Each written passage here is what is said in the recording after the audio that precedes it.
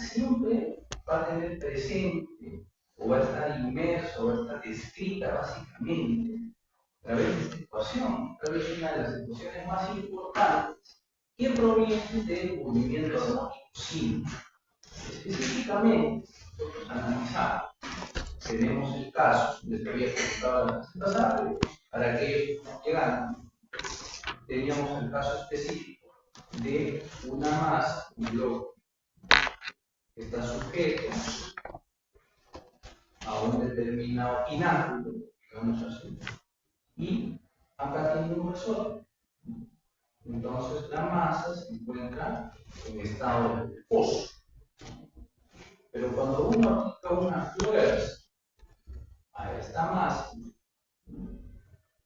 entonces lo que se obtiene es pues un desplazamiento de la masa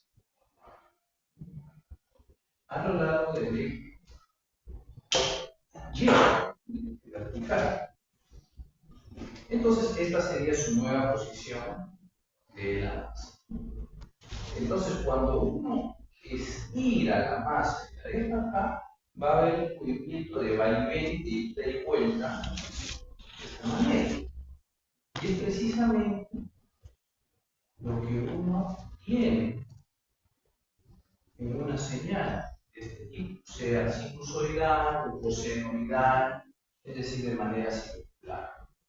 Evidentemente, teniendo en cuenta que aquí no hay fricción o algo que permita su atenuación. Caso contrario, pues, tendría que la señal se va atenuando a lo largo. Entonces, estamos en este caso. Y es de ahí que viene esta señal. Como les había mencionado, estas señales son ubicuas, aparecen en cualquier parte del mundo, cualquier instante del tiempo. Desde que nosotros caminamos en la universidad, estamos inmersos a la luz, a las señales de Wi-Fi, a las señales telefónicas, señales que están en todos lados. Y esta es la principal. Muy bien. Atendiendo también por otro lado a los solicitudes que me hicieron llegar respecto a la bibliografía, nosotros vamos a trabajar en este curso principalmente con este libro. El libro se llama Teoría de Señales y Sistemas Lineales. Pueden averiguar si está aquí en la biblioteca o intentar conseguirlo. Es del autor Víctor Hugo Sauchet. Y justo antes de iniciar el capítulo 1, se muestra un esquema, el cual contiene lo siguiente: señales en campo continuo para el capítulo 1, señales en campo discreto para el capítulo 2, sistemas lineales invariantes en el tiempo para el capítulo 3, convolución en tiempo continuo para el capítulo 4, convolución en tiempo discreto, series de Fourier, transformadas de Fourier, transformadas de Laplace, series transformadas de Fourier y transformadas serias. Y finalmente algunas afirmaciones. La importancia de este libro, de su contenido, estriba en que contiene los principales tópicos que todo estudiante debería conocer para abordar este curso de procesamiento digital de señales. Por otro lado, sí, les había comentado casi al final del curso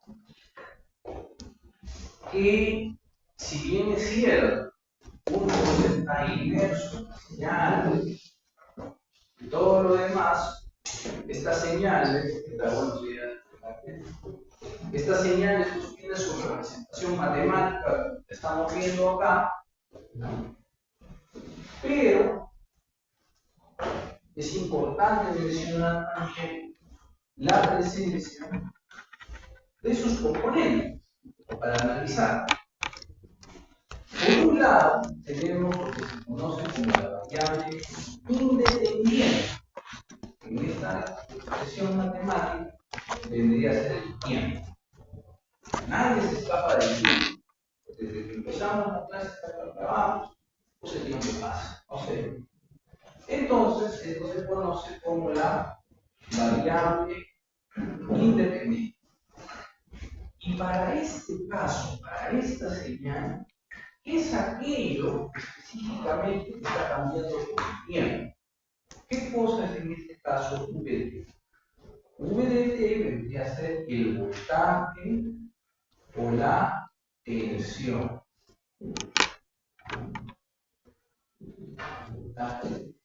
El voltaje o la tensión en este caso vendría a ser la variable dependiente.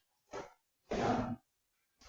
Entonces uno podría decir, ya profesor, entonces esta expresión matemática me está representando a una señal eléctrica, teniendo como variable dependiente al voltaje. Profesor, pero si yo quisiera tener la expresión matemática ya no del voltaje, sino de la corriente, ¿qué es lo que tendría que hacer? Ahora, en este caso, lo único que tiene que hacer es usar la famosa ley de Ohm. Voltaje es igual a corriente por resistencia, asumiendo el caso de un circuito, de un sistema netamente resistivo. Entonces no tiene que hacer más que despejar la corriente y tendría su expresión matemática teniendo como variable dependiente a la corriente en función del tiempo. Precisamente en relación a esto, para el laboratorio de día miércoles, vamos a hacer algunos ejercicios referidos a esto. ¿Qué más? Recapitulando, teníamos variable independiente, en este caso es el tiempo, variable dependiente, en este caso es la tensión, y tenemos parámetros. ¿Cuáles son esos parámetros? Tenemos la tensión máxima, es decir, el pico, señal pico, el valor máximo, señal, que es este de acá. A la señal de tensión B máximo, ustedes la van a encontrar en los libros de esta manera, o también la van a encontrar de esta manera, de su P, pico. Entonces, pues, acá les había comentado también, ¿no? Cómo uno obtiene a partir de la tensión máxima, el voltaje máximo, el voltaje eficaz. ¿Por qué es importante conocer el voltaje eficaz? Si yo pongo un multímetro digital, coloco su perilla para medir la tensión alterna y sus terminales, lo coloco acá en el toma corriente, ¿qué tensión voy a obtener? La eficaz. La eficaz. ¿Cuánto es su valor? Muy bien. A la tensión eficaz, nuevamente, los libros, vamos a ver esta manera. B sub EF, o también lo pueden ver como B sub RMS. En nuestro país, el Perú, es 220 voltios. ¿No? Y otro parámetro importante es la frecuencia. Expresada en Hertz, su valor es 60. Les hago una pregunta. Estos valores de tensión eficaz y de frecuencia son constantes las 24 horas del día o van cambiando. Cambio. Cambian ligeramente, pero van cambiando. ¿Por qué? Porque estos valores van a depender de la generación eléctrica, de las fuentes de energía renovable, de las fuentes de energía no renovable. Profesor, pero existen estabilizadores. Existen estabilizadores, ¿no? Pero ningún estabilizador es al 100% eficiente. Siempre hay perturbaciones. Aumenta la demanda, disminuye la demanda, se malogra el equipo, etc. Entonces, los ingenieros eléctricos, una de sus funciones es tratar de mantener estos valores lo más constantes posibles. ¿Ah? ¿Qué más? ¿Qué cosas significan las siglas LMS? ¿Quién me puede decir?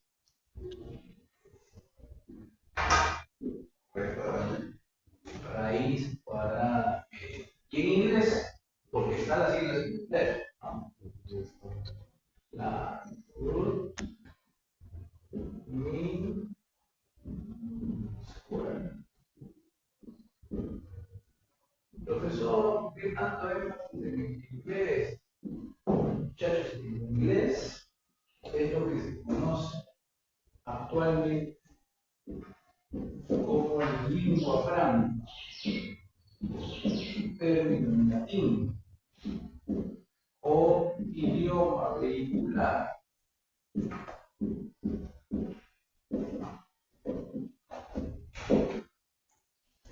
Durante la época del Imperio Romano, la lengua franca era el latín. Y hace muchos años, en los 60, 70, el francés estaba disputando con el inglés la presencia de la lengua franca. Hoy en día es el inglés.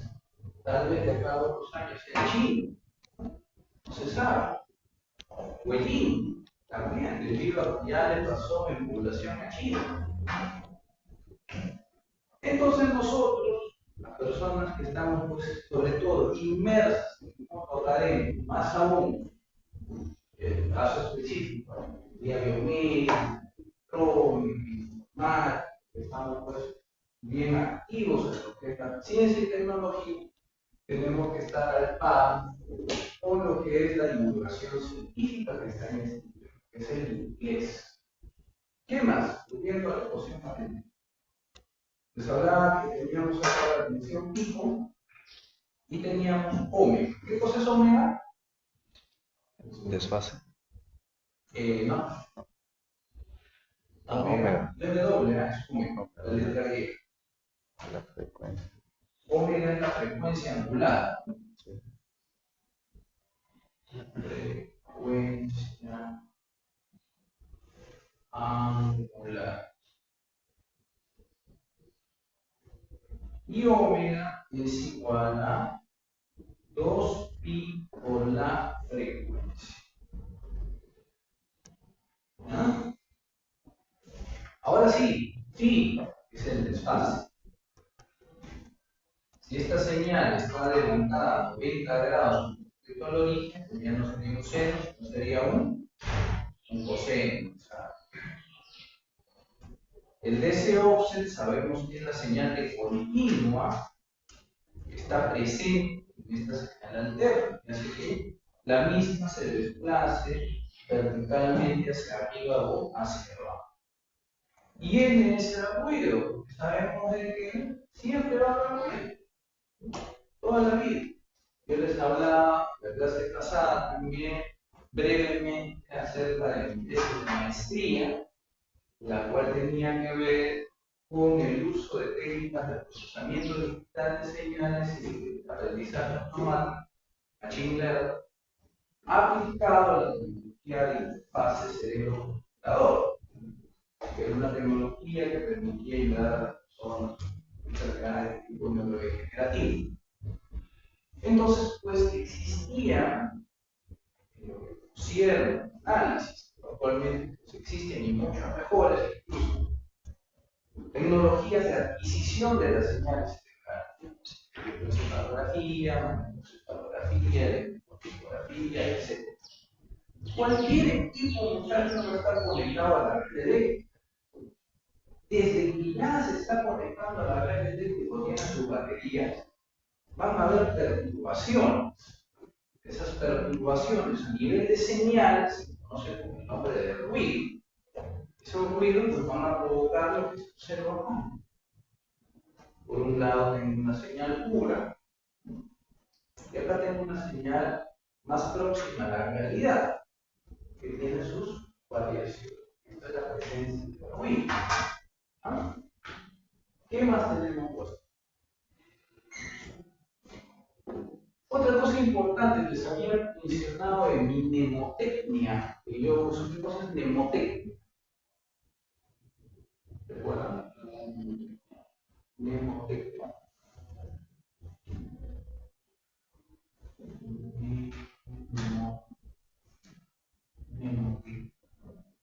Mnemotecnia es una herramienta que permite tratar de, y digo tratar, porque a veces no se puede, memorizar alguna fórmula. Está de acá, y aquella fórmula que relaciona la tensión pico con la tensión unidad para mí me ayuda el Ministerio de Economía y Finanzas. ¿Se acuerdan que la vez pasada? El MEF raíz de 2, porque de acá yo le digo, B máximo es igual a la tensión unidad por la raíz de 2. Entonces, en algunos problemas, no siempre les van a dar la tensión pico máximo. Les pueden dar la tensión indicada y ustedes ya saben que aplicando esa fórmula obtienen la tensión I. ¿Preguntas hasta ahí? ¿Todo claro? Bien, entonces les estaba comentando de que el primer libro de referencia que nosotros vamos a usar en nuestra bibliografía va a ser este llamado Teoría de Señales y Sistemas Lineales, dado que su contenido abarca los principales temas de ese curso. Por otro lado, después de pasar, les había mencionado de que, si bien es cierto, esta señal representa, esta expresión matemática, perdón, representa a una señal, la variable independiente no debemos perder de vista que es el tiempo. Tenemos mucha información en el dominio del tiempo, porque todo ocurre en el tiempo. No obstante, a las señales también podemos analizar en el dominio de la frecuencia. Entonces, cuando nosotros analizamos una señal en el dominio de la frecuencia, pues nuestra variable independiente deja de ser el tiempo y se convierte, como su nombre lo dice, en frecuencia. Y nuestra variable dependiente ya no va a estar en función o va a depender del tiempo, sino que de la frecuencia.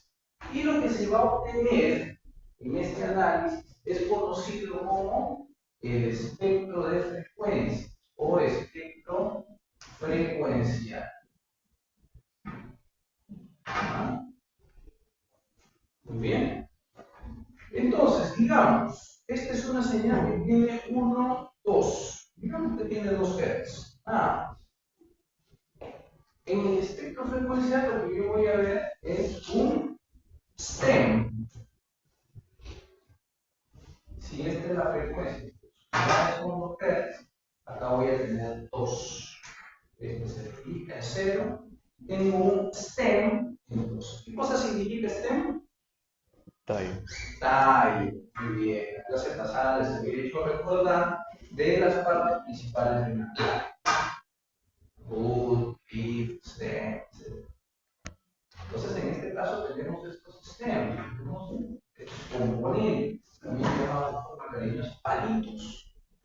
No perdemos de vista que son componentes. Pero en la naturaleza, pues no existen las señales puras. Lo que existe son señales de este tipo.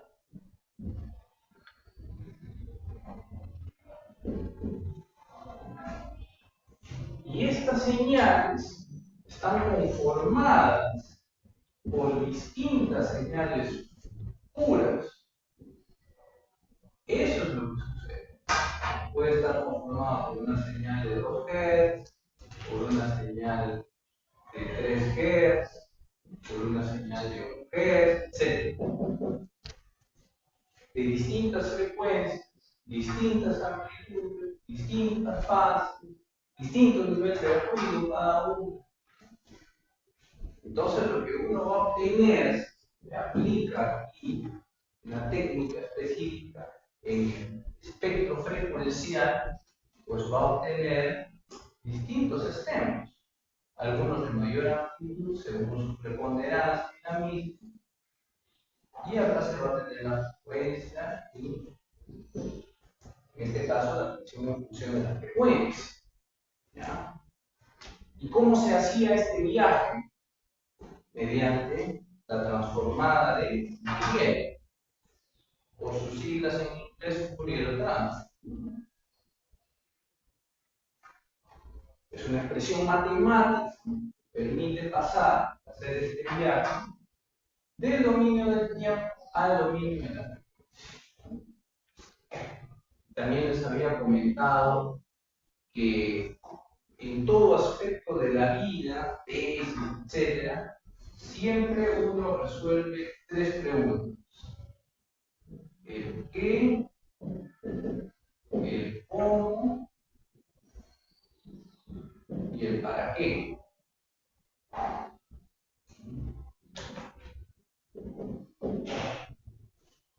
En este caso yo les había dicho, ¿qué cosa es la transformada de Fourier?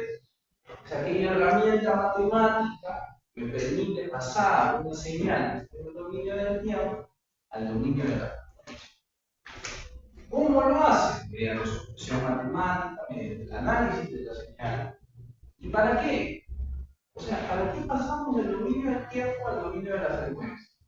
Bueno, una causal, poder explicar el esfuerzo computacional, matemático, de hacer este viaje, es poder observar precisamente las componentes puras de la señal que uno la observa de esta forma. Pero otro motivo es la aplicación de filtros digitales. Digamos que esta señal contiene, como les estaba mencionando acá, una componente de 2 Hz, F1, 2 Hz, tiene una componente de 3 Hz, F2, 3 Hz, tiene una componente de 2 Hz, F1, 1 Hz. Pero por algún motivo, yo no quiero esa componente. Me está estorbando. Yo quiero eliminar esa frecuencia F2. Entonces, luego yo de haber dicho lo que es transformada de Fourier y observar el espectro de frecuencias de esta señal, yo le aplico un filtro digital, digamos un filtro pasabanda, band, pass, fila. Existen muchos tipos de filtros digitales: filtro Butterworth, filtro Chebyshev, Blackman, filtros de tipo FIL, tipo IR, etc.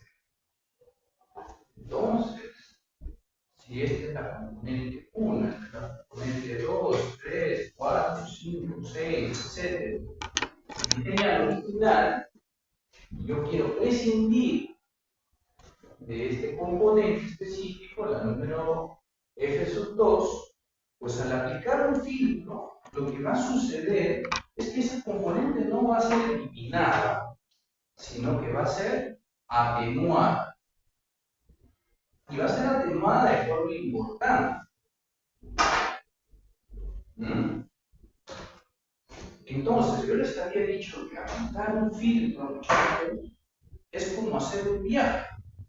Desde su casa, llegan a la universidad, pero es un viaje con propósito, porque ustedes no es que van y vienen sin ningún propósito. Toman su micro, están acá, atienden la clase, aprenden, así que hay un procedimiento, un proceso, y luego vuelven. Y eso es lo mismo que sucede con la transformada de Fourier. Ustedes hacen el viaje de ida mediante la transformada de Fourier directa, observan el espectro de frecuencias, hacen algo, un filtro, etc., y vuelven. ¿Y cómo vuelven? Con su versión inversa. Inverse Fourier transform. Entonces, si existe la transformada de Fourier inversa, pues existía la transformada de Fourier directa. Transformada de Fourier directa o simplemente FT. Entonces es un viaje de ida y vuelta. También les había mencionado en la clase pasada el tema de las famosas señales Chirp.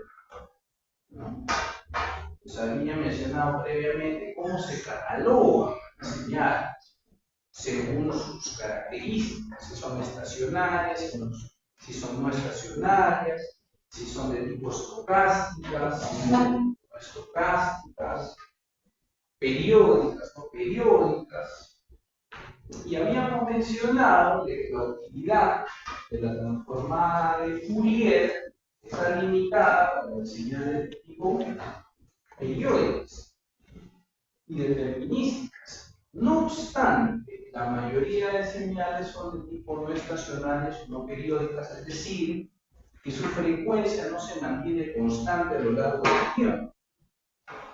Por ejemplo, yo tenía esa famosa señal Chirp, que les había mencionado en la clase pasada, pues uno podría tener, digamos,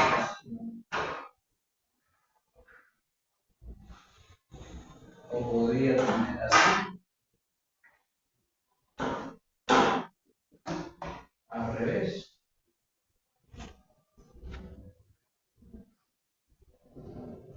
Y cuando yo aplico la transformada de Fourier en ambos casos, y Fourier transform, y observo el espectro de frecuencias, voy a obtener los mismos componentes frecuenciales en ambos casos, lo cual no tiene sentido, porque son señales diferentes. Yo debería tener distintos componentes frecuenciales. Y esa es la limitante que tiene la transformada de Fourier. Y por eso, muchachos, es que surgió una alternativa para dar solución a este problema, y esa alternativa se conoce como la transformada Weyl, que es un tipo de transformada especializada para dar solución a este tipo de casos, que en general son la mayoría. La mayoría de casos tienen esas características, tipo Chirp. Entonces, por eso es que en la bibliografía estoy incluyendo también esta pequeña guía que está en inglés, que se llama la Web Tutorial, parte 1 de la doctora Robin. Lo pueden encontrar en PDF en la web. Y empieza, como toda buena guía táctica, haciendo un resumen de lo que es la transformada de Fourier, de las señales continuas, de las señales discretas, para posteriormente identificar la problemática y el motivo que sustente el para qué. Finalmente, lo que motiva los descubrimientos de la humanidad. ¿Por qué se desarrolla tal o cual tecnología? Siempre hay un qué, un cómo y un para qué. He realizado, muchachos, una alocución que contiene un resumen de lo que se vio en la clase pasada, que era la etapa motivacional, la etapa introductoria y descriptiva del curso, ¿ya? Entonces, el día de hoy vamos a empezar oficialmente con el primer tema. No sin antes, perdón, mencionar esto que es importante. En todo este trabajo descriptivo del curso, si ustedes se han dado cuenta, intrínsecamente yo he estado hablando de señales continuas, ya sea en el dominio del tiempo o ya sea en el dominio de la frecuencia. Pero estas señales están presentes en la naturaleza. Una vez ingresan al computador, pasan por un proceso en el cual se discretizan y dejan de llamarse señales continuas para ahora llamarse señales discretas. Ese fue el motivo por el cual también yo les había mencionado del famoso teorema de Navier-Stokes o teorema del muestreo, cuya fórmula es la frecuencia de muestreo debe ser mayor o igual a la frecuencia de Born. Entonces estamos ante una inecuación. Si ustedes se dan cuenta, muchachos, además de la teoría, se está resaltando muchas formas, como para poder recordar y entender la relación que existe con las señales. Gracias a este teorema del muestreo, teorema de Knight-Cristiano, en honor a sus descubridores, sus desarrolladores, es de que las señales que existen en el mundo real, uno las puede procesar en el computador. Entonces, acá lo que nosotros podemos observar son los famosos STEM o times. Entonces, revisando la descripción, las señales discretas son aquellas cuya variable o variables independientes solo pueden tomar un conjunto finito de valores. En este caso, la variable independiente, que es el tiempo, uno lo puede analizar en infinidad de valores. Los valores son prácticamente infinitos.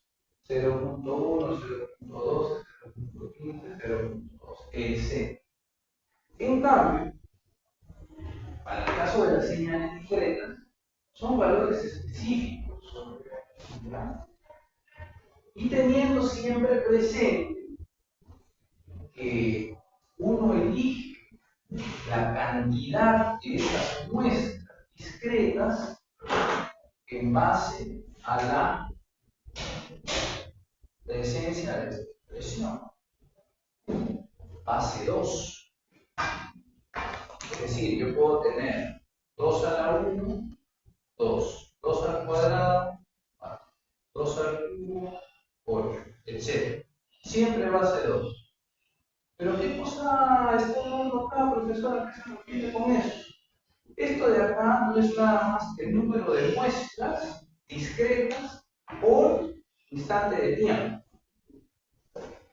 Entonces, si nosotros contáramos cuántas muestras discretas o cuántos stems hay acá, diríamos 1, 2, 3, 4, 5, 6, 7, 8, 9, 10, 12, 13, 14, 15, 16.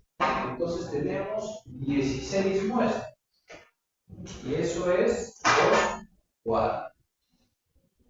Entonces tenemos 16 muestras discretas.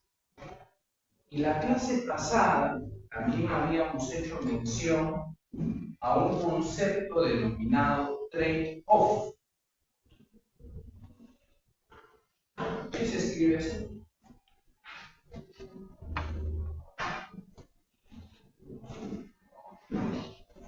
Y cuya alegoría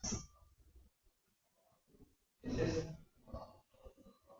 ¿Qué cosa es una alegoría, profesor?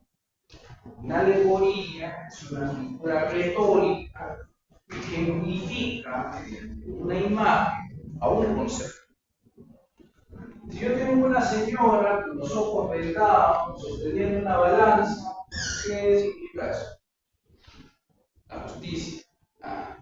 Entonces, esa señora con los ojos vendados, sosteniendo una balanza, es una alegoría de la justicia.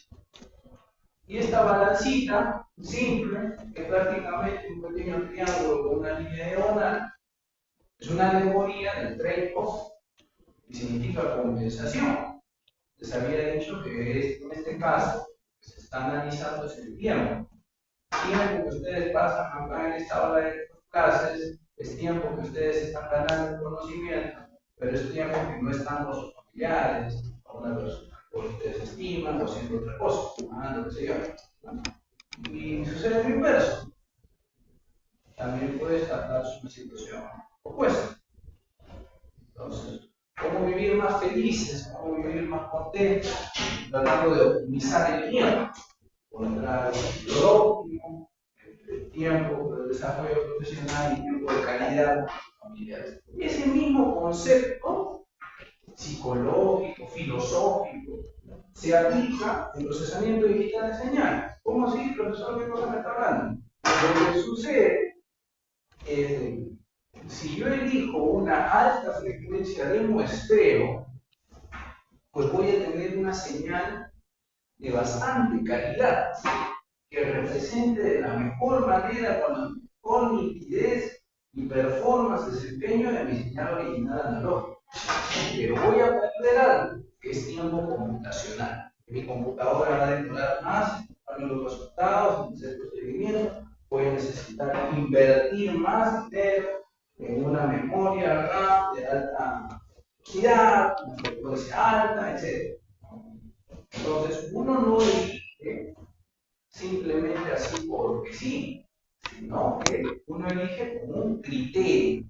Y ese criterio a mí me lo va a indicar la aplicación. Es una aplicación médica, es importante para un buen desempeño, una aplicación como una persona. Definitivamente, pues voy a tratar de tener en cuenta que cumpla con los requisitos mínimos necesarios para que sea de buena calidad el procedimiento. Y habíamos hablado de que la frecuencia de reporte es la frecuencia máxima contemplada en la señal. Y así, entonces, vamos a ver otros conceptos también afines, que se conoce, digamos, ancho de banda, ¿no? Entonces, revisando brevemente este plan, ya para pasar al siguiente, tenemos este escenario, tenemos una señal pura, de tipo periódica, que tiene 1, 2, 3 Hz.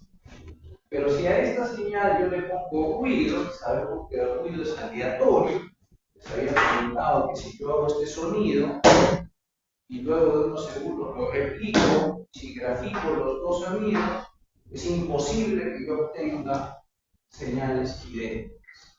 Por eso es que el ruido es aleatorio, es estocástico. Si yo discretizo esta señal, contemplando el teorema de muestreo y definiendo 16 muestras, no voy a tener estos componentes frecuenciales. Si hago lo propio con la señal ruidosa, ustedes observan que los stems no son iguales, porque las señales son diferentes. Esta tiene ruido y esta no lo tiene. ¿Bien? ¿Preguntas? ¿Hasta ahí todo bien? Voy a borrar la pizarra para poder analizar con más tranquilidad este esquema, que también lo vimos brevemente en la clase pasada. Entonces, habíamos analizado esta taxonomía. ¿Qué cosa es la taxonomía? La taxonomía es una visión secuencial de un concepto. En este caso, el concepto de una señal. Y la señal puede dividirse de forma más general como una señal de tipo determinística y una señal de tipo estocástica. ¿Cuál era la diferencia entre una y otra? ¿Algún voluntario que se acuerda? De los que estuvieron presentes tal vez en la clase pasada. El ruido. El ruido. Claro. Pero algo más. Que una señal tipo determinística se puede representar matemáticamente. Si yo puedo representar como una forma matemática a una señal determinística, es decir, asignándole números, ¿no? Pero yo no puedo hacer lo mismo con una señal estocástica. ¿Qué tal? ¿Por qué? Porque en el caso de una señal estocástica, cuando yo ponía la fórmula general, al ruido le ponía pues n o n. Pero hablando con valores numéricos, no le puedo poner exactamente un valor porque pasan unos segundos, replico el experimento y no voy a tener el mismo resultado. Es como que yo lanzo una moneda, puedo obtener cara o sello. Si lo hago en ese instante de tiempo, lanzo una moneda, puedo obtener cara. Pero si espero unos pocos segundos y vuelvo a lanzar la moneda, ¿será que siempre vuelvo a tener cara? No, tengo otra posibilidad, puede ser el sello. Pues si lanzo un dado, cada vez que lo lanzo, es muy probable que tenga distintos resultados. ¿Ya? Entonces, esa es la primera forma de dividir a una señal. como determinística o como estocástica. ¿Qué más? Continuando con esta taxonomía en el tercer nivel de descomposición, una señal determinística puede ser dividida como de tipo periódico o no periódico. ¿Qué queremos decir con eso? La señal periódica es aquella que se repite en el tiempo, mientras que una señal no periódica es aquella que no se repite a lo largo. Un ejemplo de esto es la señal chirp o chirrido, que había tratado hace un momento. El mismo concepto de periodicidad y no periodicidad, pero aplicado a una señal de tipo estocástica, se conoce como estacionariedad no estacionaria. Es decir, una señal puede ser estacionaria o no estacionaria, según si varía, en este caso, su frecuencia a lo largo del tiempo. Y habíamos comentado que nos quedamos ahí, porque habían otras formas de clasificar a las señales como complejas, eufóricas, etc. Pero para fines propios de la definición del curso, suficiente con el tercer nivel de descomposición. Bien, entonces acá tenemos una señal, como yo les había mencionado, que está conformada por distintas señales puras. Entonces, estas señales puras son adicionadas y se obtiene esta señal resultante. Si yo le aplico la transformada de Fourier y observo su espectro de frecuencia, pues voy a obtener los famosos stems. ¿Se entiende? Por otro lado, acá tengo una señal de tipo no periódico. Primero tengo una lenta, una más rápida, contra rápida. Le aplico la transformada de Fourier y obtengo esta. Acá me dicen, ¿qué pasaría si invirtiera la señal 2? Si yo invirtiera la señal 2, que es esta, la invierto, recupero un espejo y voy a obtener el mismo resultado aplicando la transformada de Fourier y observando el espectro de frecuencia. Entonces, esa era precisamente la limitante de la cual yo les hablaba y que dio como resultado la propuesta de diseñar nuevas herramientas matemáticas para hacer el análisis de señales de tipo no periódicas o no estacionarias. A ver, supongo que se pasaba que se había comunicado, bien, para fines de orden, trabajamos con una lista.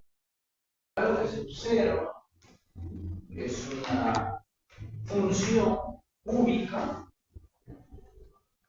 Para empezar, importante también conocer cuál es la diferencia entre una función y una señal. ¿Qué relación existe entre una función y una señal?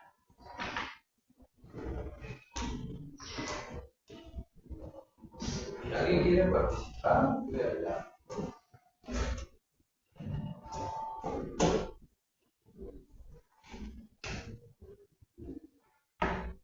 Miren, en toda función hay lo siguiente: variable, dependiente, variable, independiente, parámetro. Siempre, en toda función matemática. Como esta que está acá. F de x es igual a x. Pero yo acá pude haberle puesto más cosas, digamos, 2x al cuadrado, 7x, 3. Una función cúbica. Entonces, yo acá tengo mi variable independiente, tengo mi variable dependiente. tengo mi parámetro. ¿Cuál es mi parámetro? La constante.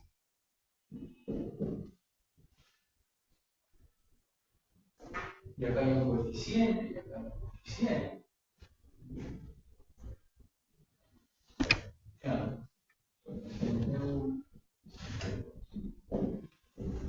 Es más, coeficiente 2, coeficiente 3, y acá coeficiente 1 es 1. Coeficiente 1, 2, 3, constante, variable independiente, variable. Entonces estamos ante una función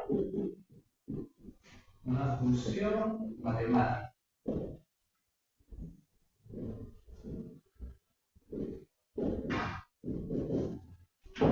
¿Y cuál es la diferencia con una señal?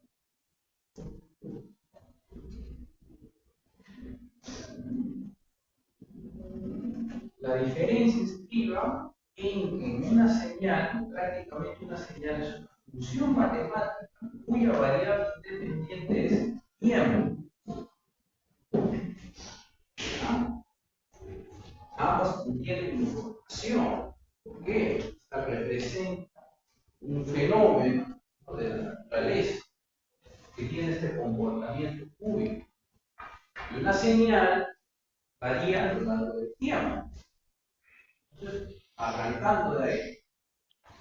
Entonces, acá aquí, dada una función f de x, su dominio es el conjunto de todos los valores que puede tomar su variable independiente, el eje x, eje de las abscisas. Para hallar el dominio de la función, es necesario conocer cuándo es que ésta inicia y cuándo es que termina la función. Bien. Entonces, el dominio de esta función está comprendido entre menos 9 a 8. Entonces, uno puede hacer una tabla. El f de y acá colocar todos los valores que comprenden la variable independiente, que va desde menos 9, 9, 8, 7, hasta, en este caso, 8. Y los valores de la función, ¿no?, vendrían a ser la imagen. La imagen, llamada también rango o dominio de una función, es el conjunto de todos los valores que toma la variable dependiente, que es el eje y. Y va desde el menor valor hasta el mayor valor que toma la función f de x. Entonces prácticamente consiste en reemplazar cada uno de estos valores en esta expresión matemática. He colocado comando MATLAB, y para poder calcular la imagen usa estos comandos: el mínimo valor de y, el máximo valor de y, en un vector 2 elementos. Simple, pero es importante recordar los conceptos: dominio, imagen de una función. Similarmente, uno puede calcular la imagen de un punto específico de una función. Nuevamente, tengo la función, en este caso, f de x igual a x al cubo. Quiero calcular la imagen de la función en este punto específico. Y eso no es más que evaluar ese punto en la función. F evaluado en 4, si es que la función es x al cubo, entonces serían 4 al cubo, 64. Entonces en 4, el valor de y, o la imagen de la función en ese punto, es 64. Bien. Señales en tiempo continuo, que es el primer tema de este curso, que posteriormente se va a ver las señales en tiempo discreto. Siempre con una descripción Las señales son funciones matemáticas que tienen al tiempo como variable independiente. Las señales en tiempo continuo son también llamadas analógicas, ya que son análogas a magnitudes físicas de tiempo continuo presentes en el mundo real. Entonces, señal en tiempo continuo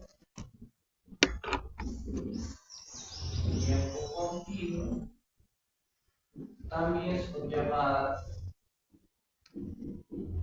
señales o señal analógica.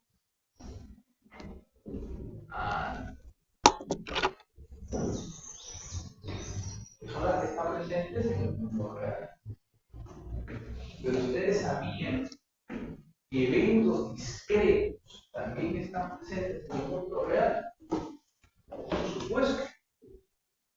Por ejemplo, ¿cuántas personas somos acá? Somos casi 12, 13, o menos, o más. Pero son valores discretos, número de individuos. Entonces, eso se representa como un elemento de tipo discreto. Y además de eso, las señales analógicas muchas veces son discretizadas para poder analizar, como yo les comenté, en un computador. En el caso particular de la electrónica, las señales analógicas se pueden hallar en transductores o sensores que transforman un tipo de energía en otro tipo. En el caso particular de la energía eléctrica. Yo tengo, por ejemplo, un termistor, digamos, un termistor tipo PLC,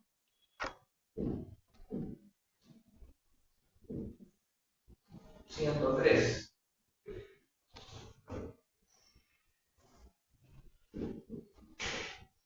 O tengo un termistor 102 NTC. L1, L2,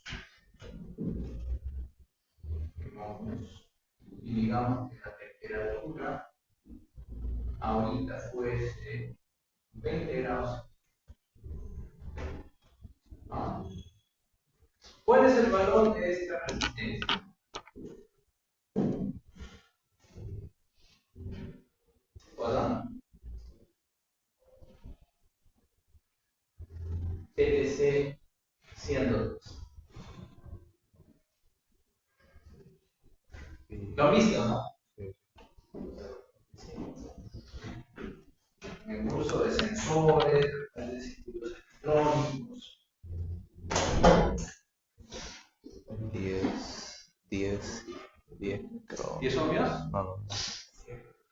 100 ohmios, ¿quién da más? 1000. 0.1. 0.2. No me acuerdo. 10 por 10 al. Algo era.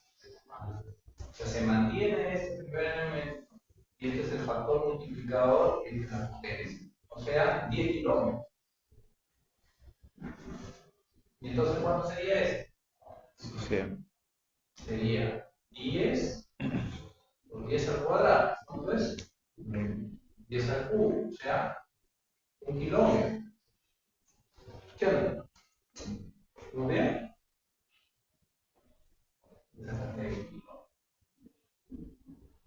¿Y cuál era la diferencia entre el PTC y el NTC?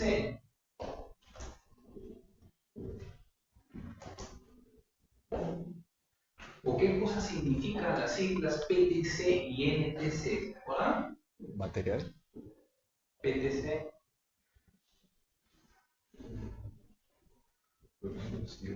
Exacto.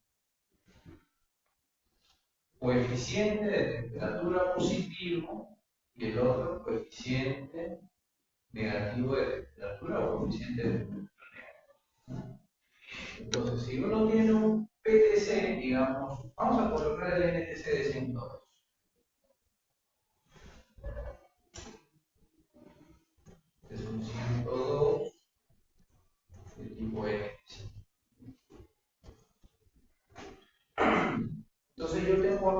un multímetro. Vamos a colocar acá el multímetro.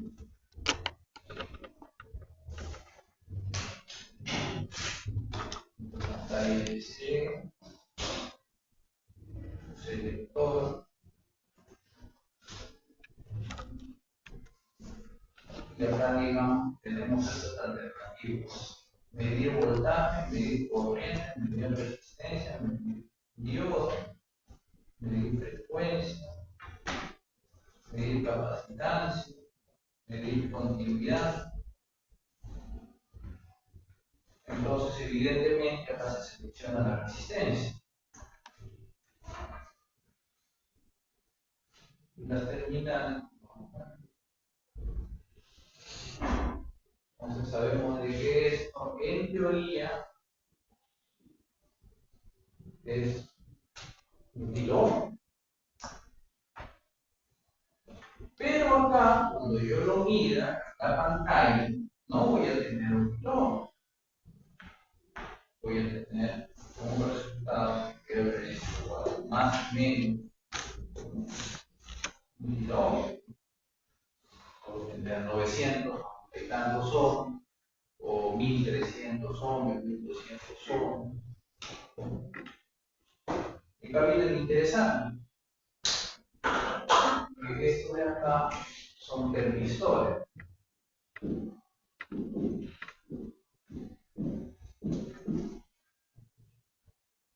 ¿Y qué cosas son los termistores? Son resistores, resistentes, que varían con temperatura. En un NTC, si uno le aplica temperatura, pues, ¿qué es lo que va a suceder con la resistencia? Va a disminuir. Un PLC, si uno le aplica temperatura, aumenta la temperatura, va a aumentar.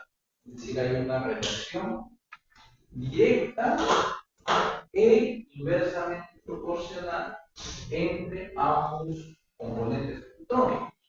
En el caso del NTC,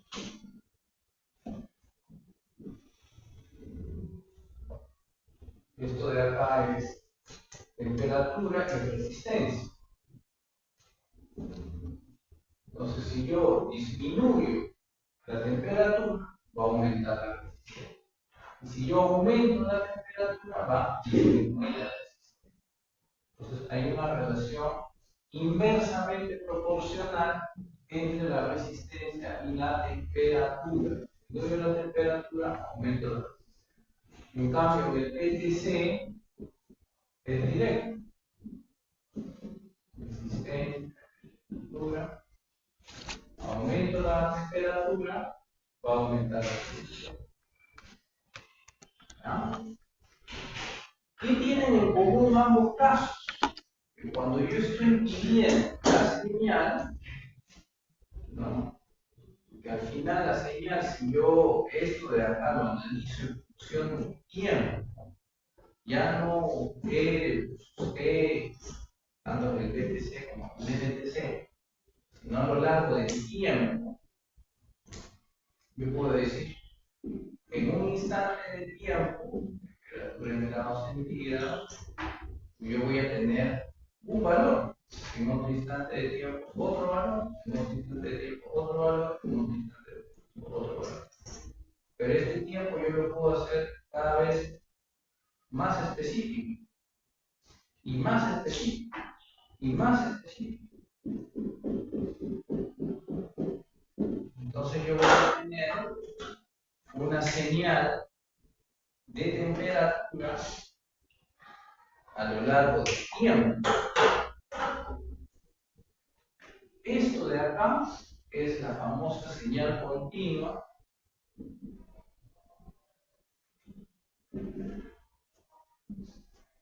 o analógica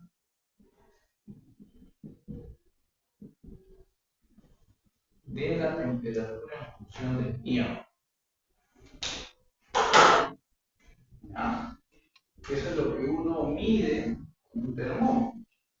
Y luego cuando uno la discretiza usando el teorema de muestreo, es que uno luego vamos a tener esta señal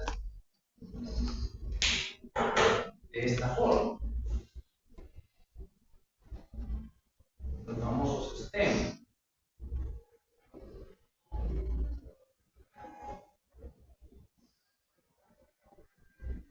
Y esto se hace con la famosa frecuencia, pero debe ser una mayor frecuencia de corte. La discretización.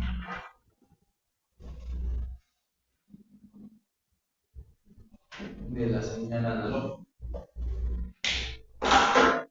¿Por qué es necesario hacer esto? Para poder procesar esa alarma, esa información en la computadora.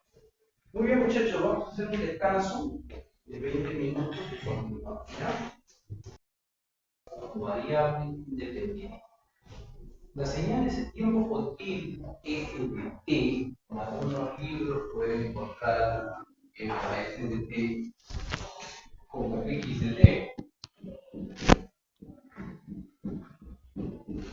Pero sigue siendo la variable dependiente del tiempo, la variable independiente.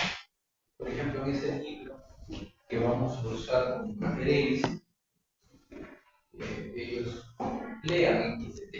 Acá en el curso, por lo general, se va a hablar de FDT. Entonces, las señales de tiempo continuo, FDT, son también llamadas analógicas, ya que son análogas a magnitudes físicas de tiempo continuo presentes en el mundo real, como vimos en el caso del termistor, donde aplica cierto calor, entonces varía la temperatura ambiente o el calor reducible, por tanto lo que estaría variando es la resistencia a lo largo del tiempo, temperatura evento externo y resistencia evento interno del dispositivo electrónico. Entonces se dice de que la variable independiente T, el tiempo, pertenece al conjunto de los números reales.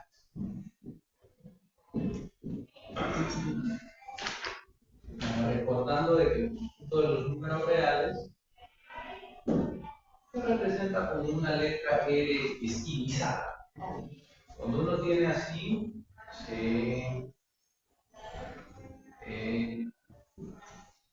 a ver, no es más que las letras clásicas, solo que le asignan la característica estilizadas.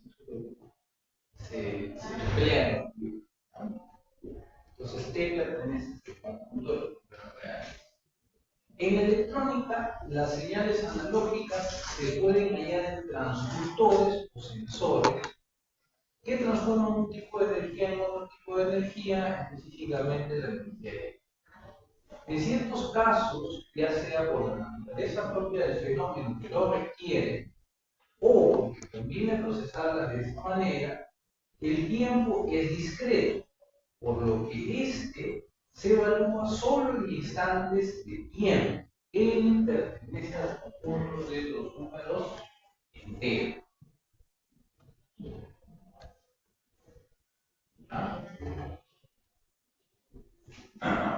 Entonces acá observamos algo. La variable independiente sigue siendo el tiempo, solo de que en este caso es el tiempo continuo y acá en este caso es el tiempo discreto. Nuevamente, el estado del arte a una señal que varía en el tiempo, esta es representada su variable independiente con la letra P minúscula. Pero cuando esta señal es discretizada, entonces se cogen muestras discretas de la señal continua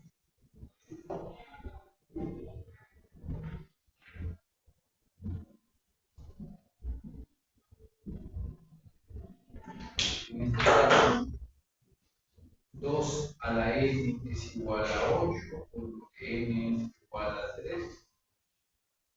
Entonces, uno tiene acá las señales discretas. Y acá ya la variable independiente sigue siendo el tiempo, pero es el tiempo discreto y se representa con la letra n minutos. Por lo tanto, la variable independiente que antes era f de t pasa a ser f de n. Entonces, estos son los símbolos que nosotros vamos a emplear en el curso. Ya. Por eso es que se dice de que N pertenece al conjunto de los números enteros. Para este ejemplo en particular, N pertenece al conjunto de los números enteros positivos, porque se están tomando valores de esta forma. Incluso yo podría tomar mi muestra en el instante de tiempo cero, digamos, porque estoy tomando valores positivos, ¿no? 1, 2, 3, 4, 5, 6, 7, 8. En cambio acá puedo hablar del instante de tiempo 1, el instante de tiempo 2, el instante de tiempo 3, el instante de tiempo 3.00001, el instante de tiempo 4.057.8, etcétera, ¿no? Entonces acá son valores discretos, son valores reales. De esta manera, f de n constituye una señal de tiempo discreto. Muy importante para resolver los problemas. Y esto es de lo que yo les hablaba, de que hay eventos en la naturaleza que de por sí están en tiempo discreto. Por ejemplo, el número de objetos que pasa por una faja transportadora en cierto punto, o el número de personas que ingresan a un recinto, son ejemplos de tiempo discreto. Y hay otros eventos que son generados en tiempo continuo, como el sonido, que para efectos de almacenamiento y mejora de calidad conviene discretizar, así como la temperatura que conviene. Siguiente. Siempre formando parte del análisis de señales en el dominio del tiempo continuo, están los conceptos de ampliación, atenuación e inversión de las señales, la transformación de las. Se dice que la amplificación consiste en lo siguiente: a una señal se la puede multiplicar por un número. Por ejemplo, si f de t es la salida de un micrófono, 100 veces x de t es una amplificación de esa señal. Es decir, al multiplicar la señal por un número mayor que 1, se obtiene una señal de mayor. ¿Sí?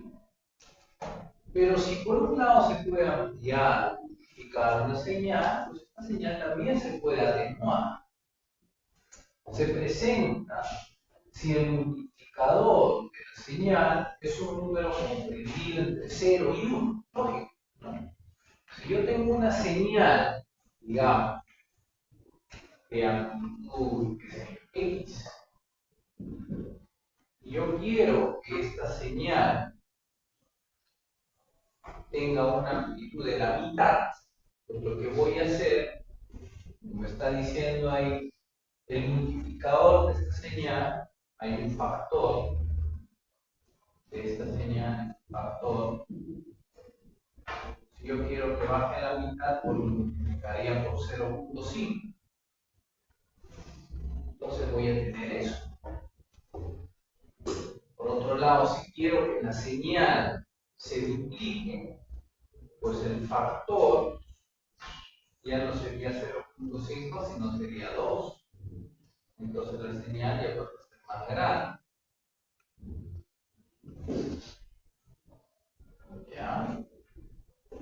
Y también hay un proceso conocido como la inversión, cual ocurre cuando el multiplicador es negativo, la señal se invierte con un espejo.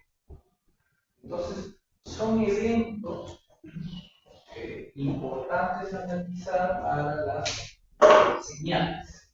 Ahora vamos a ver unos ejemplos.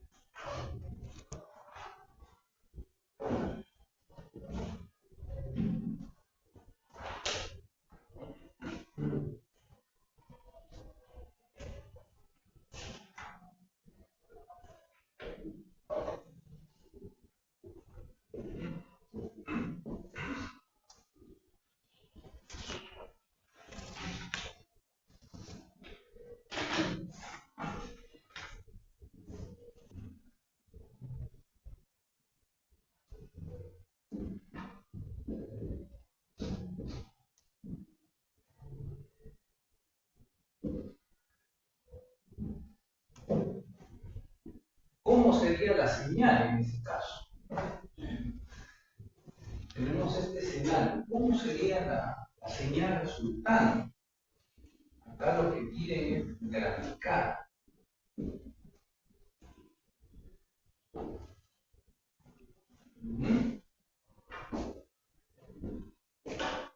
Me dan esa función, se conoce que la variable independiente es x, la variable dependiente es f de t, y me piden graficar esa función. ¿Cómo sería la función resultante?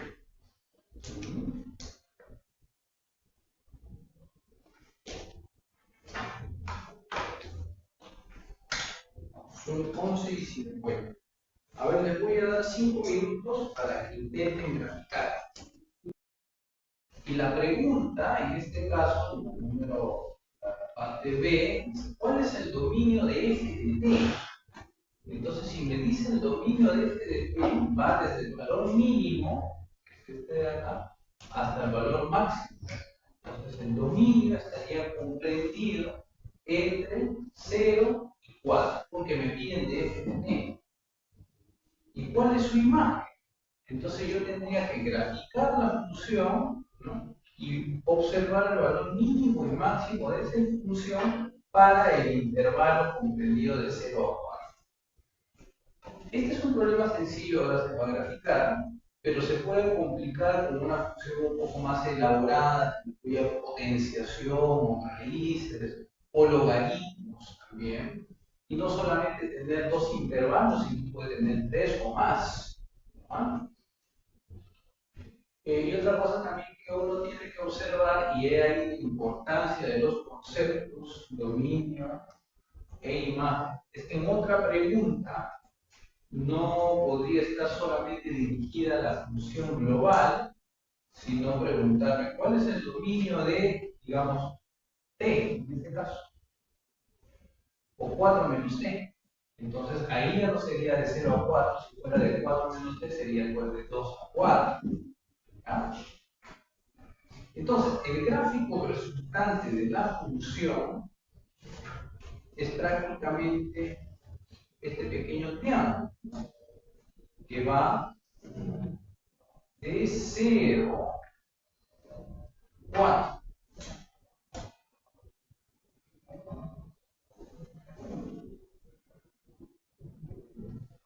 Ese es el resultado de la función. Y tiene su valor máximo acá en 2. ¿Ah? ¿Cómo se obtuvo eso? Sencillo.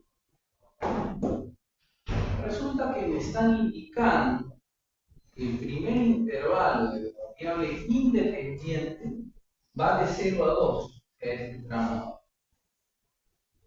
Y el segundo tramo, segundo intervalo, va de 2 a 4. Entonces yo ya sé que debo edificar o debo armar mi función en este intervalo de 0 a 4. ¿Qué más? Luego me dicen por otro lado que de 0 a 2, es decir, la primera función, esto va a valer t. Entonces, me dice t mayor o igual que 0 y menor que 2. Entonces yo puedo hacer acá una tabla. Digamos, 0, 1, 2. Acá me dice menor que 2. Entonces yo colocaría de 2 hacia arriba. 0, 1. Ahora, no me están diciendo si los números son reales o son discretos. Entonces, yo puedo asumir cualquiera de los dos escenarios. ¿Ya? Entonces, ahora me dice que la función es t. Este de acá vendría a ser t, al cual uno lo conoce, y este sería el f1 de t.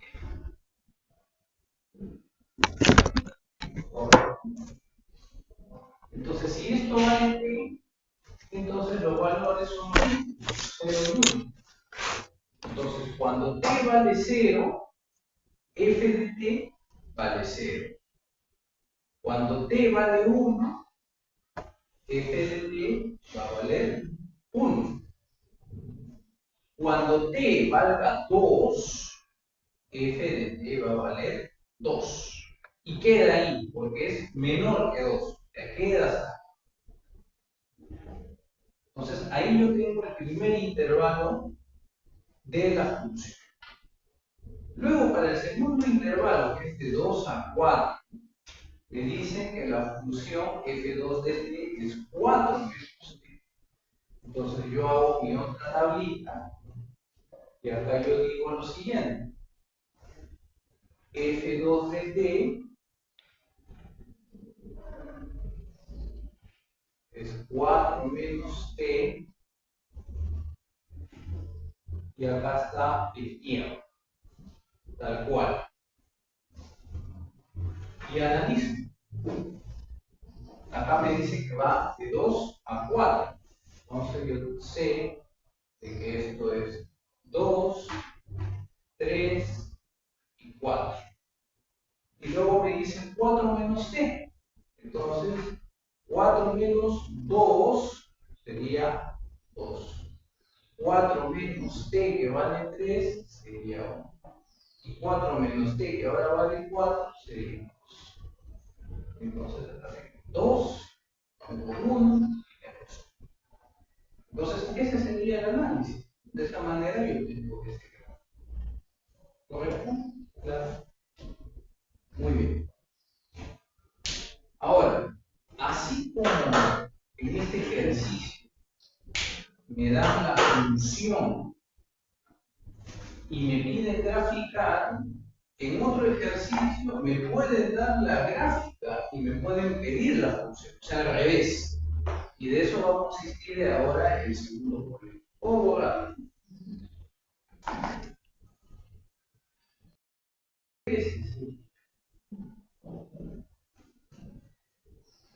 o sea, básicamente sería multiplicar cada uno de los componentes anteriores por 2. Entonces tendría 2t si t es mayor o igual que 0 y menor que 2, y 2 veces 4 menos t si t es mayor o igual que 2 y menor que 4. O sea, simplemente está multiplicado por 2. Si ustedes observan la función anterior, era t 4 menos t. Al multiplicarlo por 2, simplemente la función ha pasado de tener su valor máximo 2 a 4. Se han mantenido los mismos intervalos. Si se han mantenido los mismos intervalos, entonces el dominio e imagen de y de t vendría a ser el mismo dominio e imagen que x de t. Específicamente en el caso del dominio, porque la imagen pudo haber cambiado, en este caso, si se ha multiplicado por un factor diferente a 1. Si se ha multiplicado por un factor diferente a 1, 2, 3, 4, etc. Entonces, este valor habría que revisarlo. ¿Se ha mantenido o no se ha mantenido? Es diferente. En ese aspecto sí tienen que tener mucho cuidado, en el caso del lugar. Pero el dominio sí se mantiene. Siempre es, en este caso, de 0 a 4. ¿Alguna consulta? Claro. Muy bien. Y hay un tercer caso. Ya hemos visto el primer caso, quieren graficar una función que tiene dos intervalos diferentes. El segundo caso era la amplificación de esa función. El caso evidente sería la parte opuesta, sería si me pidieran atenuación.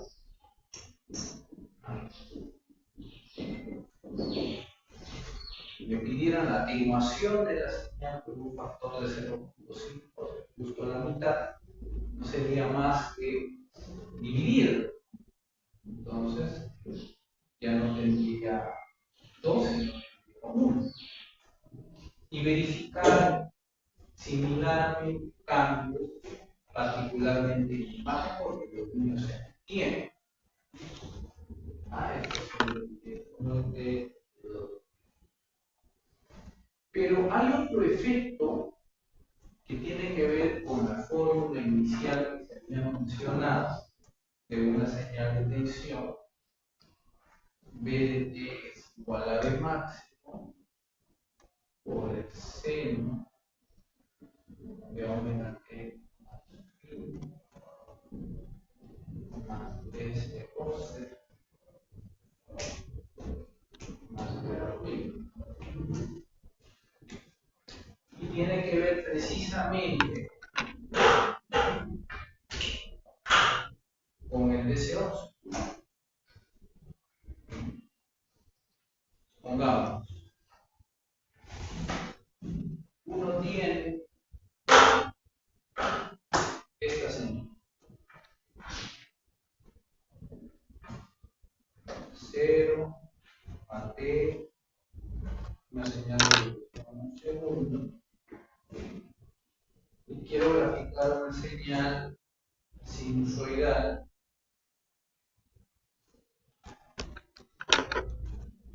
cuya frecuencia es 2.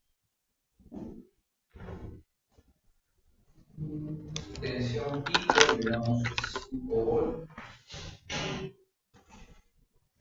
Ya. Entonces, digamos que esto de acá es P1 de. Entonces, yo quiero colocar su expresión matemática de ese señal, usando esta forma. Entonces, yo diría, P1 de T, la tensión pico, 5 voltios,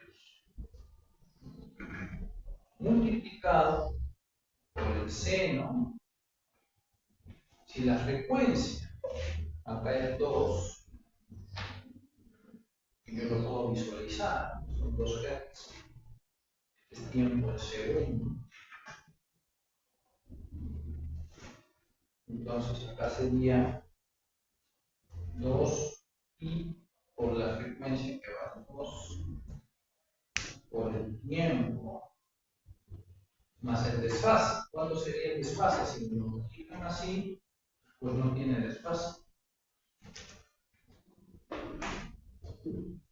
Y acá viene una pregunta interesante. ¿Ese desfase en qué unidades está?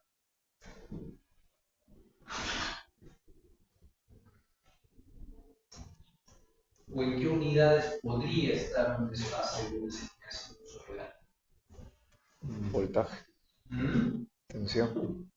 Tensión, voltaje. ¿El desfase? El desfase es amplio. Ok. ¿En qué unidades podría estar? Grados hexadecimales o radianes, grados hexadecimales.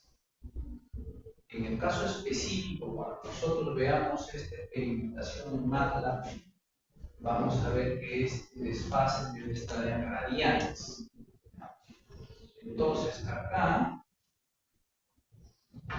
se sumaría 0 radianes, que empieza justo en el origen.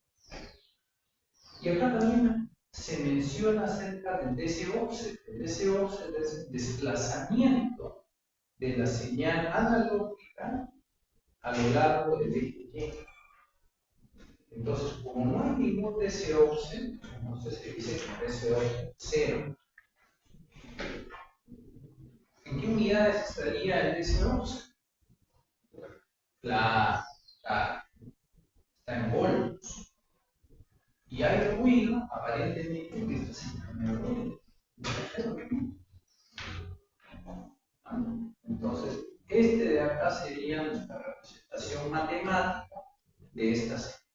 Pero, ¿qué pasaría ahora si yo considerara un DC offset, digamos, de 2 voltios? Este ejercicio ustedes lo pueden hacer en un osciloscopio con un generador de función.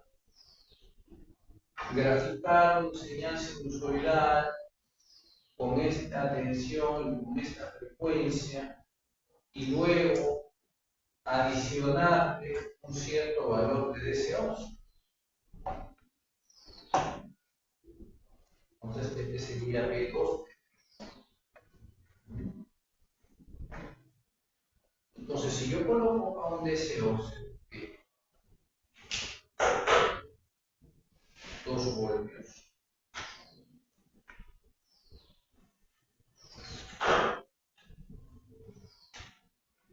entonces yo voy a tener acá que la señal se ha desplazado verticalmente, positivamente, 2 unidades de tensión. Entonces voy a tener acá la señal así. Y acá va a llegar a 7 voltios. La amplitud de la señal, la tensión pico, va a seguir siendo 5 voltios. No ha cambiado. La naturaleza de la señal sigue siendo la misma. Solo que se ha desplazado, es como si yo le empujara, le aplicara una fuerza y la desplazara.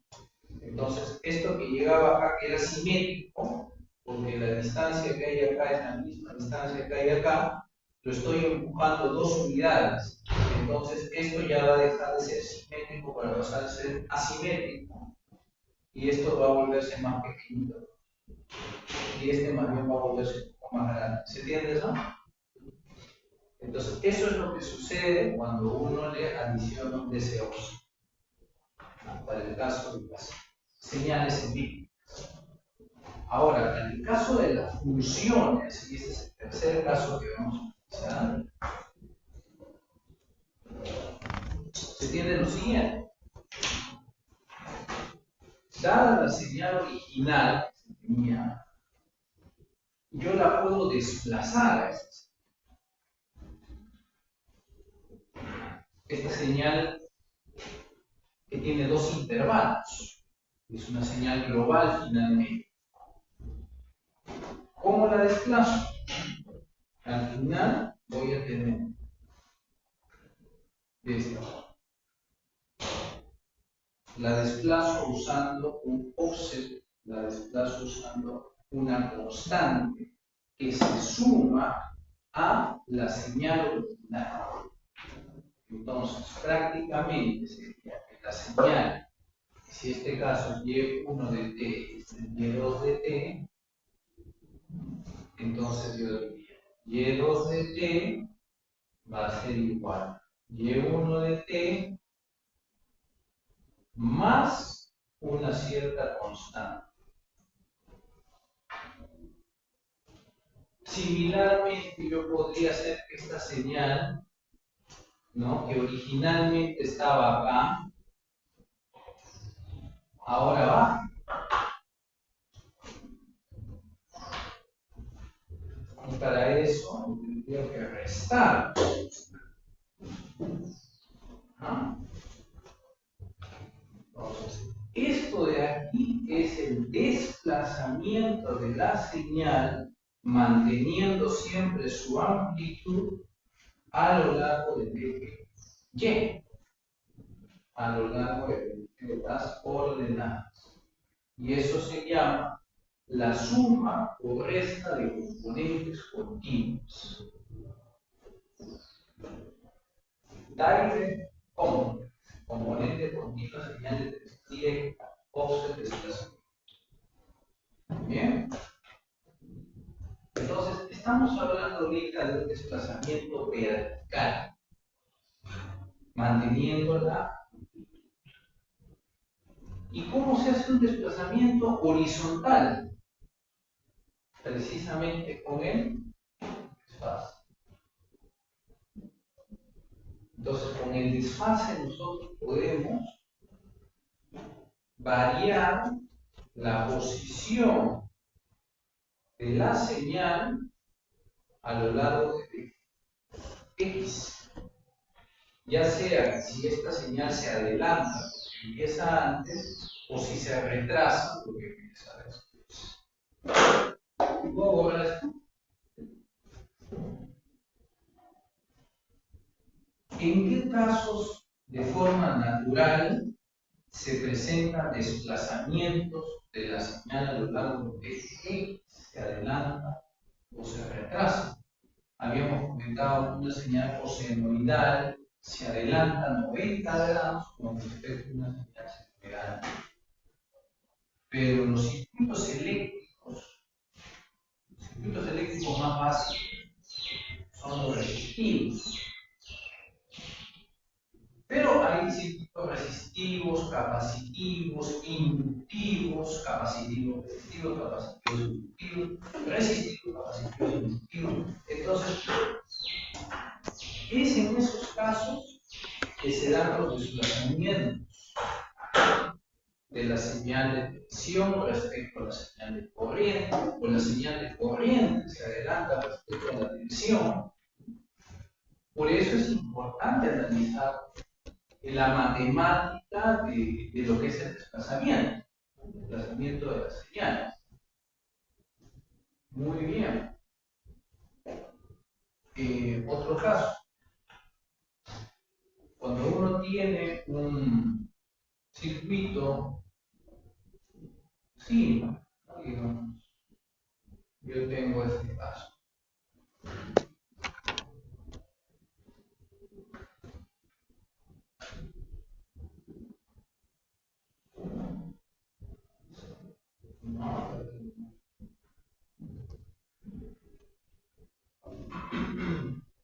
Tengo E1, E2, E3, E4, E5, E6.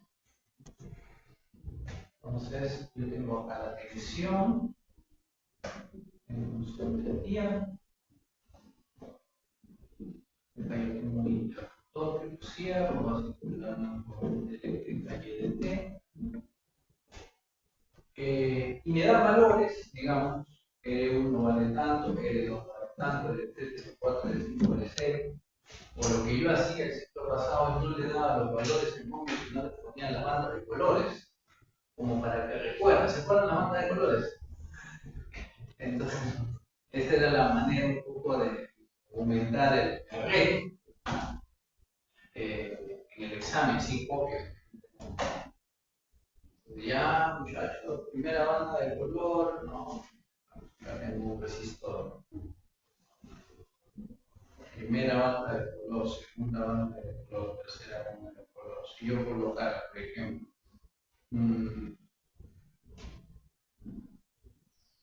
marrón, rojo, naranja, ¿cuál sería su valor resistivo? Ah, 100K, 100K, no, ¿sí, no? 100K. y acá la cuarta banda de color dorado. 100K. ¿Se acuerdan? 100K. 100K. Marrón, ¿cuánto vale? 1. Rojo, ¿cuánto? 2. Y este es naranja, no es negro. 3. Naranja, ¿qué cosa es? Es el código multiplicador, ¿cierto? Sería 10 a la 4. Entonces, ¿cuánto valdría? 12K. Sí, sí. ¿Todos están de acuerdo? La cuarta banda, ¿qué me indica? La tolerancia. Entonces, ¿cuánto es la tolerancia en dorado? 5%. Entonces, yo les ponía, que hablo de otro curso, que tiene este circuito y a veces ponían, ya este vale uno, qué sé yo, valores comerciales, ¿no? Digamos 100 ohmios, a 200 ohmios, K, y este le ponía este de acá, la banda de colores, y este de acá, qué sé yo, un ohmio, y así, colocaba. Entonces, la idea era calcular luego la corriente eléctrica. ¿Qué cosa tienen que usar ustedes ahí? Algunos conceptos básicos. ¿Qué conceptos básicos tienen que usar ahí? Indudablemente, la ley de Ohm, voltaje es igual a corriente por una resistencia, equivalente. Entonces, la corriente es igual a la tensión sobre la resistencia equivalente. ¿Y cómo calculan la resistencia equivalente? Primero acá tiene una recta paralela. Entonces, a ese recto paralelo,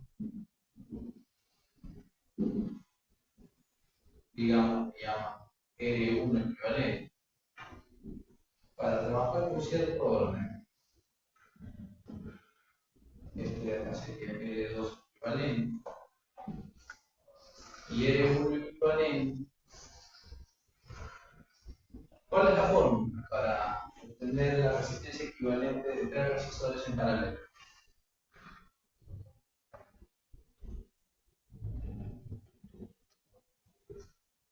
¿Recuerdan? Ahí dígame, yo no sé nada.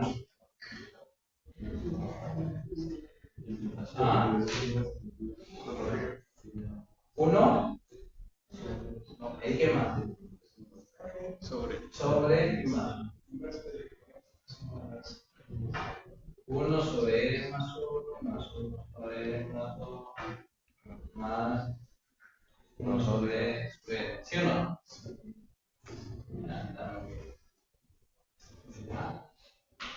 Pero hay un atajo que es válido solo para los casos en los que hay dos resistores en paralelo. ¿No es este?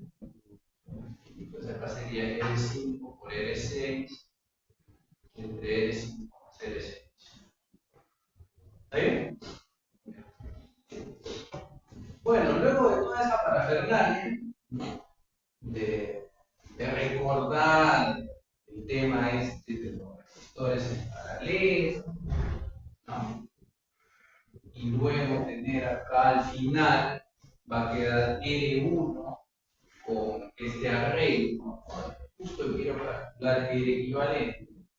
R equivalente es R1 más R1 equivalente más R2 equivalente, pues voy a tener el equivalente que es lo que yo estoy queriendo, es lo que quiero hallar. Entonces tengo la tensión, digamos que me dan acá 20 voltios, y tengo el R equivalente, entonces puedo calcular. Y al final, digamos que la corriente me sale 1 amperio, supongamos. ¿Para qué les estoy hablando de todo esto de circuitos? ¿Qué tiene que ver los circuitos con las señales? La relación está acá, precisamente en la ley de Ohm.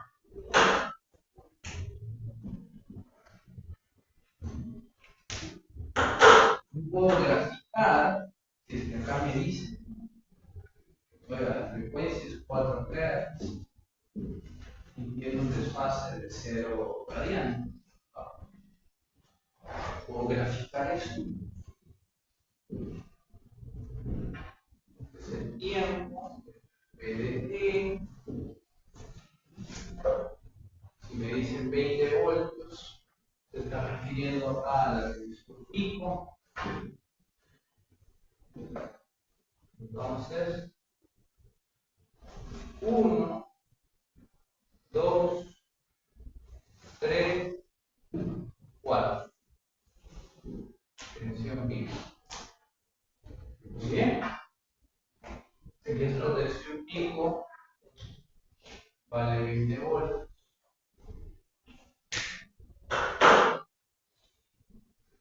Aplicar la corriente. Si el circuito, como se observa, es netamente resistivo, entonces la corriente está en fase con la tensión.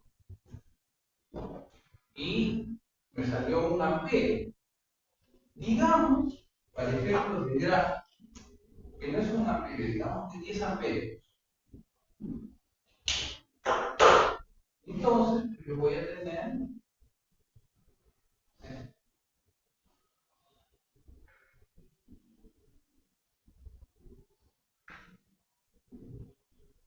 ¿cierto? ¿Está bien? Muy bien. Entonces acá yo puedo observar que en efecto el desfase es 0 grados o 0 radianes. La frecuencia de la tensión es 4 Hz. Esta es la señal de corriente. ¿Y cuánto es la frecuencia de la señal de corriente?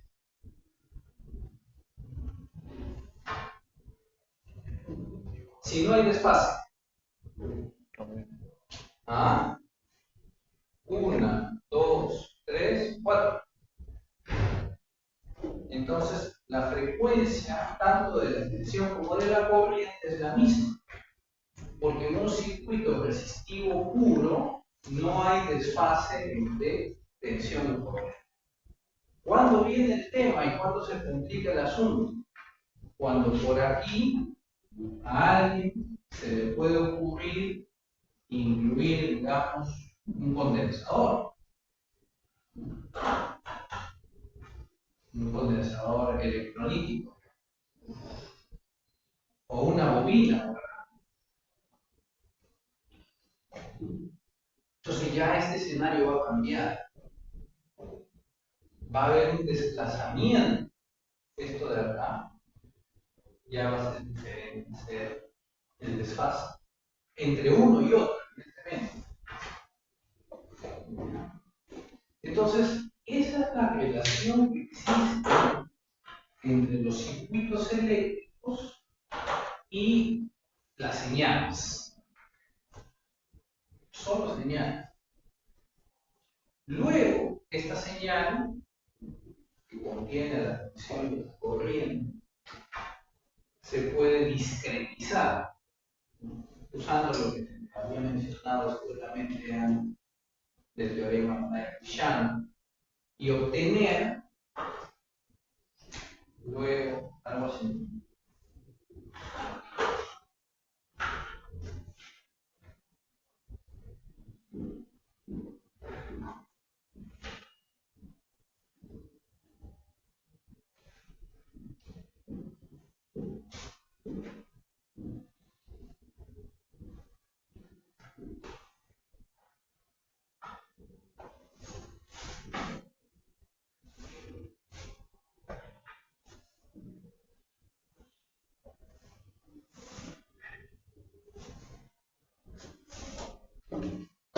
Entonces tengo dos señales discretizadas, una para la tensión y otra para la. Y esto es lo que vamos a ver en el laboratorio, cómo hacer la discretización de señales a partir de un circuito eléctrico. Para no complicar la vida, inicialmente el circuito va a ser netamente resistivo o resistivo puro, un circuito mixto. Es un circuito mixto, pues tenemos componentes que están paralelos, componentes de serie. Entonces, para hacer interesante la cosa, en una práctica puedo poner algo parecido. Y la idea es que ustedes lo analicen. Puedo poner el circuito con los valores y pedir un gráfico. O le doy el gráfico y intentar hacer el circuito. Así como en el gráfico que vimos anteriormente, se tiene la función con la función lateral y la vertical. ¿Ya? Bueno, entonces, eso es para tener en cuenta que las señales están ligadas a los circuitos porque tienen los elementos de detección corrientes. ¿Consultas hasta ahí? ¿Claro? Vamos a ver. Esto es como una aplicación ya lo que vamos a ir viendo. Por sus siglas en inglés, Short Time Fourier Transform. Transformar en tiempo. Entonces, ¿en qué consiste eso? Que se tiene una señal que se está mostrando acá en el dominio del tiempo, su variable independiente es el tiempo, su variable dependiente es la amplitud. La amplitud es una generalización de lo que puede ser la tensión, la corriente, la potencia. Cuando ustedes vean amplitud, puede ser cualquiera de ellos. Estamos hablando de señales eléctricas. Entonces, si uno tiene una sumatoria de señales puras, como les había comentado, ¿qué cosa es una señal pura? Una señal pura puede ser, digamos, esta es una señal pura de 1 Hz, esta es una señal pura de 5 Hz, y así, son señales puras. Si yo sumo, ¿no?, a una sumatoria de señales puras, acá coloco y desde 10 por la 1 significa lo que yo voy a obtener es una señal compuesta. Y este Frankenstein es una señal compuesta. Es una sumatoria de señales puras. ¿Y quién realizó ese análisis? Lo hizo Fourier. Entonces, mediante herramientas tales como el espectro en frecuencia, usando su famosa transformada de Fourier, que vamos a ir viendo en la próxima sesión, se obtienen los componentes en frecuencia. Y acá ustedes pueden observar algo interesante. Por un lado, acá se ha señalado los componentes frecuenciales. ¿Cuáles son los componentes constituyentes de esta señal toda rara, extraña? Esos componentes constituyentes, las ondas puras, es una señal pura de 7 Hz, una de 34, otra de 167, otra igual de 167 y otra igual de 328. ¿Ah? Muy bien. Entonces, uno puede observar también otra cosa, que estos valores frecuenciales aparecen aquí en el espectro. Acá está 7, acá está 34, acá está 167, 328, y hay un espejo.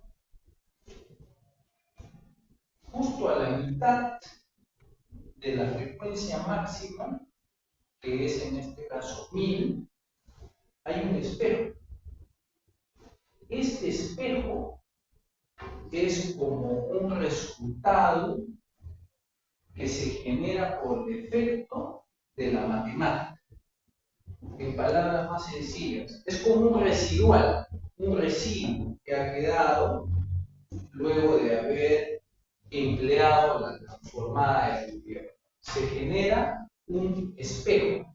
Si ustedes observan, este stem con este stem es lo mismo, tiene la misma amplitud. Este stem con este stem tiene la misma amplitud, este con este también y este con este también. La señal original va justo hasta la mitad de la frecuencia máxima, que es 1000. Entonces, nuevamente, acá está 7, 34, 167, 328, porque la tercera componente se repite, 167. Hasta ahí todo claro. ¿No? Este es un adelanto, parte de lo que vamos a ir viendo en la siguiente clase, pero quiero que se entienda. Nuevamente, acá están estos constituyentes, estos componentes que conforman esta señal más completa.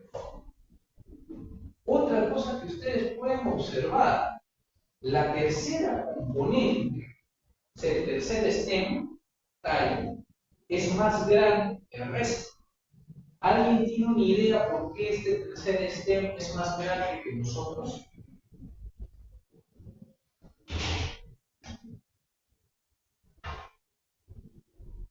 ¿Alguna sospecha? ¿Por qué? ¿Por qué podría ser ese tercer stem más grande que el resto? Esto lo puedo ver. Observen la gráfica.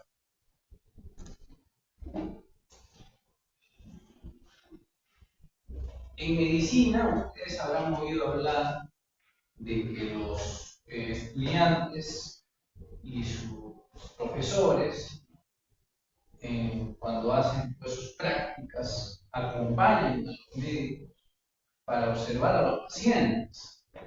Y los doctores le piden permiso a los pacientes para que ingresen muchas veces sus estudiantes en lo correcto. Entonces, con la venia de los pacientes, el profesor invita a sus alumnos a observar al paciente. Y los estudiantes hacen preguntas, observan al paciente, y el maestro, el profesor, le hace preguntas a sus estudiantes. Les dice: a ver, está ahí el paciente, ¿cuál crees que sea su diagnóstico? Entonces el estudiante observa con las características. Yo creo que tiene tal afección. Y otro estudiante lo observa, yo creo que tiene esta otra afección. Entonces, ahí qué es lo que está haciendo el docente. Está mostrando un caso y entonces invita a los estudiantes a que ellos analicen esa situación y con su pensamiento crítico y sus background de conocimientos traten de atinar la respuesta. Ese es un escenario similar. Nosotros no estamos ahorita ante un paciente, estamos ante una señal que la vemos normalmente, como todas las señales, en nuestra vida diaria, en el dominio del tiempo, pero usando la transformada de Fourier, vemos componentes que la constituyen. Entonces, vemos de que esta señal está constituida por una frecuencia pura de 7 Hz, otra frecuencia pura de 34 Hz, otra frecuencia pura de 167 Hz, una cuarta frecuencia pura de 167 Hz y otra frecuencia pura de 328 Hz. Estas son las 5 frecuencias puras constituyentes que cuando se adicionan se obtienen estas señales.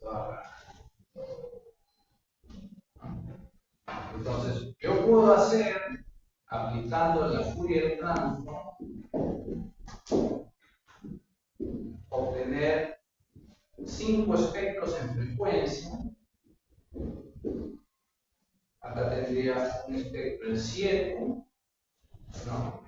Otro espectro en 34, otro espectro en 167, otro en 167 y otro en 328.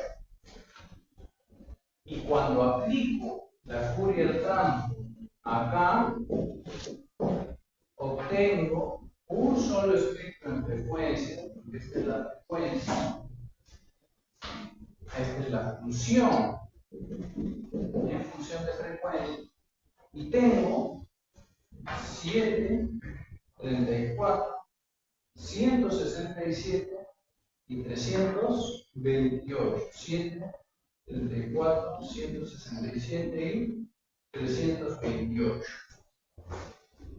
1, 2, 3, 4. La pregunta es, ¿por qué creen ustedes que esta componente frecuencial es más grande? Repetición. Repetición. Frecuencia. Porque está presente dos veces, ¿sí o no? Entonces, muchachos, esa es una conclusión a la que nosotros podemos llegar. Que si una señal está presente con mayor incidencia, con mayor número de repeticiones, o tiene simplemente mayor presencia en la constitución de una señal compleja como esta, pues su amplitud del stem va a ser mayor. En otras palabras, su tallo va a ser más grande. ¿Ya? Si esta 328 estuviera 3 veces, entonces sería más grande. Entonces, podemos observar todo esto. Haciendo un resumen, al buscar la transformada de Fourier y observar el espectro de frecuencias, se obtiene un espejo en el cual hay una simetría entre las constituyentes. Otra observación que podemos tener es de que si esa componente onda pura está presente más veces, va a tener una mayor amplitud. ¿Ah? ¿Y qué más podemos observar? Que hay un elemento del cual no hemos hablado, que es el F sub S. F sub S es la frecuencia de muestreo. Para este ejercicio se usó una frecuencia de muestreo de 1000 Hz. 1000 Hz es igual a 1 kHz. Y recordando el teorema de Knight-Shannon, el teorema de muestreo, la frecuencia de muestreo debe ser mayor o igual a 2 veces la frecuencia del corte. Y habíamos mencionado que la frecuencia del corte es la frecuencia máxima. ¿Cuál es la frecuencia máxima en este caso? ¿Cuál es el doble de 328? ¿Cuánto? 656. ¿Se cumple? Entonces, está bien empleado esta inecuación. ¿Qué más? Para acabar este asunto.